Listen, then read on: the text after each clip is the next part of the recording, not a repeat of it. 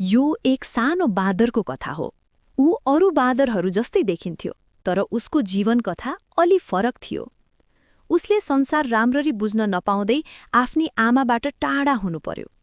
वरिपरिका साना बाँदरहरू आफ्ना आमासँग खेल्थे, रमाउँथे, तर ऊ भने एक्लै बस्न बाध्य थियो। एक दिन हेरचाह गर्ने व्यक्तिले उसलाई एउटा सानो कपडाको खेलौना दियो। त्यो खेलौना केवल खेल्ने वस्तु मात्र थिएन, त्यो उसको सहारा बन्यो। जब उसलाई डर लाग्थ्यो वा मन दुख्थ्यो, ऊ त्यही खेलौनालाई कसिलो गरी अँगाल्थ्यो। उसले त्यसलाई कहिल्यै छोडेन। अरू बाँदरहरूले कहिलेकाहीँ उसलाई बेवास्ता गर्थे, धकेल्थे पनि, तर उसले कहिल्यै गुनासो गरेन। जति पीडा आयो, ऊ त्यति नै दृढ बन्दै गयो। त्यो सानो खेलौनामा उसले माया, सुरक्षा र अपनत्व भेट्टायो। समय बित्दै जाँदा उसले फेरि अरूसँग घुलमिल हुन सिक्यो, तर उसको सानो सहारा सधैँ उसका साथमै रह्यो।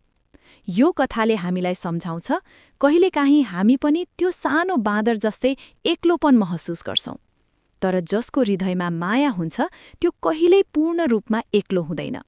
साना कुराहरूले पनि जीवनमा ठूलो बल दिन सक्छन्।